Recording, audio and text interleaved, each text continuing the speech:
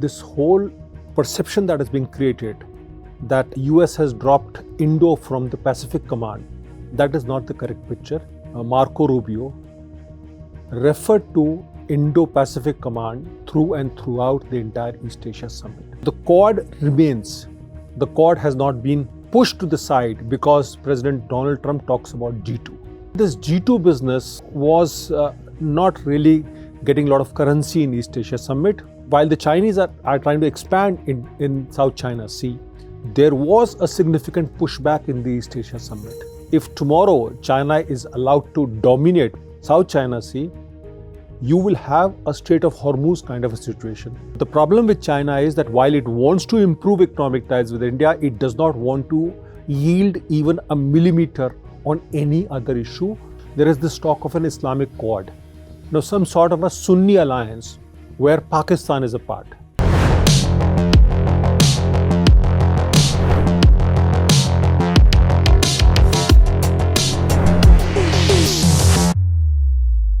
Hello and a very warm welcome to all. You're watching Point Blank and my name is Aisha Varma. In this conversation, we unpack how shifting US-China dynamics, evolving regional command structures, and a series of high-level diplomatic meetings are reshaping strategic calculations across the Indo Pacific.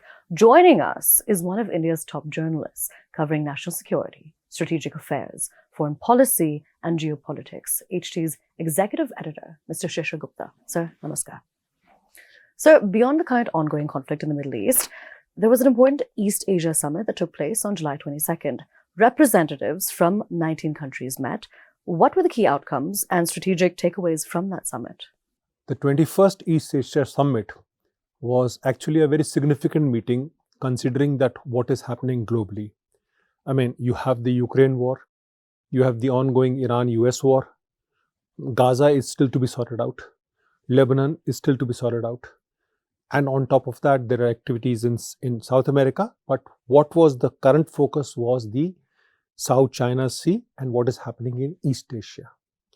Now, a couple of significant points that came out of the entire thing was, one, that this whole perception that has been created that actually US has dropped Indo from the Pacific Command has significant connotations. That is not the correct picture.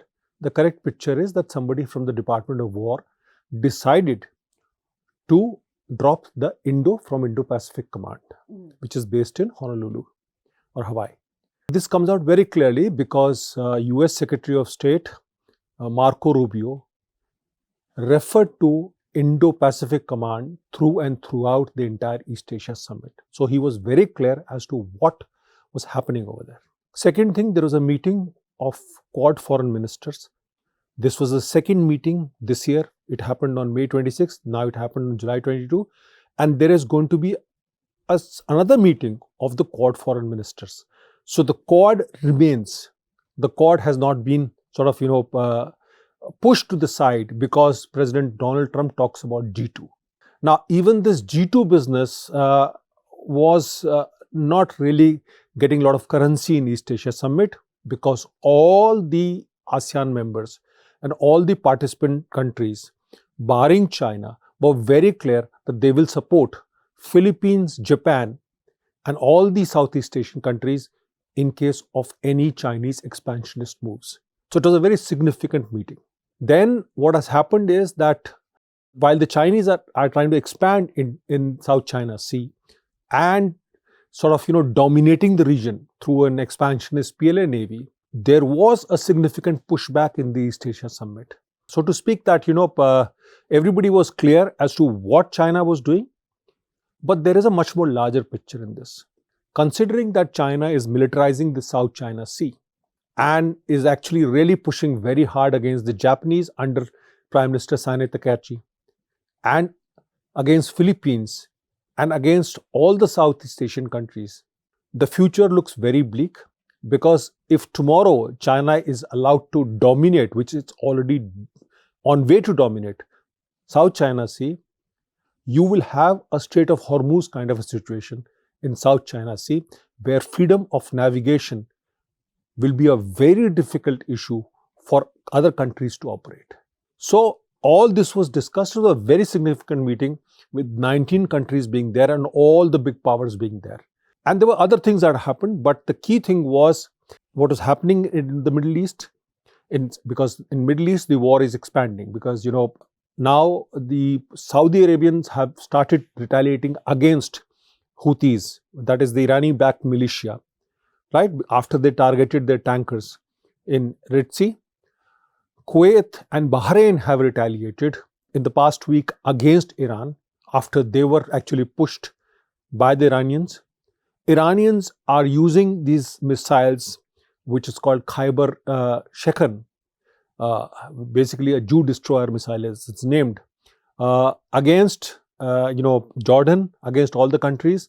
This missile is actually difficult to neutralize, given that it has last minute option of variable trajectory. So that is happening. And then Ukraine was discussed. So the whole global uncertainty was discussed. And that is why this meeting was very, very significant. So in the recent bilateral meeting between Wang Yi and Dr. S. Jaishankar, the External Affairs Minister, what were the main issues discussed and what, if anything, changed in the India-China dynamic as a result? See, External Affairs Minister S. Jaishankar did meet Foreign Minister and a senior political leader, Wang Yi, on the sidelines of the East Asia Summit. And the two talked about, as to how to improve the bilateral relations. But Indian External Affairs Minister was very clear because everything flows out from the peace and tranquil border. And he also made it very clear that, while India has done nothing to China as far as geographical expansion, as far as anything goes, China is still occupying Indian territories. This has happened not now. This has happened in the past 5 decades, right? So this is what the Indian take was. But the Chinese take actually was that, we need to improve economic ties. But the problem with China is that while it wants to improve economic ties with India, it does not want to yield even a millimeter on any other issue, on the boundary issue. Okay. So the meeting was basically the two sides sort of, judging each other. And given the global uncertainty, nobody wants to open another front on the entire thing. But the Indian External Affairs Minister made it very clear that good ties flow out of a peace and tranquil border. And that is the first requirement of the Narendra Modi government. And it is for the Chinese to ensure that they do not do projects with third countries in disputed territories like occupied Kashmir. So this is what happened in the entire thing. And the both sides, they sort of, they stuck to their stance. But the meeting itself was important because the two sides get to know each other's opinion on what is the bilateral issue. So in the meeting that took place between the US Secretary of State, Marco Rubio, and India's External Affairs Minister, Dr. S. Jaishankar, given the recent prickly statements that have come from the US, what signals did this interaction send about the current state of the India-US relationship? Is the partnership fundamentally stable, or are there signs of a deeper strain? See, the India-US relationship is a tough relationship, but it is definitely on the positive side. It is not on a negative side. Okay, it's a huge relationship, and there could be differences on the sidelines, but the fundamentals of the relationship remain the same. Now, let me tell you why I am saying so. See, the thing is that, if you look at, for instance, the trade thing. Now, US has imposed a tariff of 10% on India. Earlier, this tariff was 12.5%. But India addressed a certain issue which US had raised, and the tariff was reduced to 10%. Now, Japan, which is the closest ally of US, has still got a tariff of 12.5%. With a tariff of 10%, India is competing with all the regional players, that are like Pakistan, Indonesia, Bangladesh, Sri Lanka, everybody. So in many ways, that is a good development. But the US is undertaking further investigations. India is getting back to US. So there is a constant dialogue between the two. Until such time there is a constant constructive dialogue, the things will ease. I mean, there could be what US wants, India understands that and works towards that, and also puts up its own positions. So there is a dialogue that is constantly going on between the two sides, and it has helped. Second thing is that the US India position largely on Ukraine is more or less the same. Basically, to stop the war, but at the same time address the concerns of both the countries. The India US dialogue on Iran also is the same, because they both want the conflict to cease, and that freedom of navigation should be allowed in the Strait of Hormuz as well as in the Red Sea. So in that broad positions, India-US dialogue is going the right way. Now, there is a deepening defense dialogue, there is multiple political engagements over there. The top leadership are talking to each other. So the situation, it's like two big powers playing. So they are talking, and it is headed in the positive direction. That is what I can tell you. So, sir, as far as the US role is concerned, we can understand what's happening as far as Taiwan and the Philippines, where the US is backing them against an expansionist China. But what kind of role does the US play when we talk about Gulf countries vis-a-vis Iran? The US role, I'm taking in the context of the East Asia Summit. First of all, very clearly, the US, whatever anybody may say, is not really perturbed over the expansion of the Iran war. Why? Because the US economy is doing well. US is selling oil, US is selling defense equipment, US is selling energy to the world. So the US, as long as the US economy is fine, US can continue this war. It's not that US is backing down from this war. There is an issue that, they need more air defense interceptors.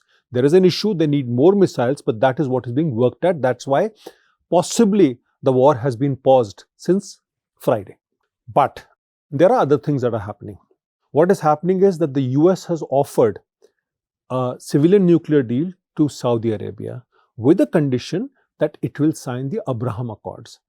Now, this is a double whammy in many ways, but remember, Saudi Arabia has a defense alliance with Pakistan, and Pakistan has a history of being a rogue when it comes to nuclear issues. So there is a big red flag over there, right? And US knows it, and Pakistan is central in that relationship. Second thing is that US is looking at some sort of there is this talk of an Islamic Quad, which is Turkey, Saudi Arabia, Pakistan, and Egypt. Now, some sort of a Sunni alliance where Pakistan is a part. And this also has some sort of, validity from Washington. Now, how does that work? It's not so easy. Third thing, US has offered F-35 fifth generation jets to Turkey. But that again has a condition that it has to let go of all the Russian S-400 systems that it has, let go of all the Russian defense equipment it has, because then Russia will be able to get the signature of the US weapon systems. So this is what the big play over there is. At the same time, you have countries like UAE, you have countries like Kuwait, Bahrain, who are trying to sort of, no longer taking the Iranian push lying down, and they are retaliating. So the big picture, it's still evolving as far as the Middle East goes. But US is trying to sort of, support Saudi Arabia, and Saudi Arabia wants to use the war for its own benefits. But the problem over here is that when it comes to nuclear issues, there is a Pakistan. And when it comes to, issues like, supply of drones to countries which are part of the evil axis, which has been done by Turkey, that's another red flag. So this is what the broad picture that is emerging over there. And but the war definitely is not looking, ending anytime soon, considering that Iran is continuing to fire medium-range ballistic missiles. and it's continuing to use its proxies to make life very difficult for the entire world, with the oil prices shooting to a level of $100 a barrel. All right. So thank you so much for joining us and decoding all of these developments. With that, it's a wrap. But do stay tuned for next week's segment of Point Blank.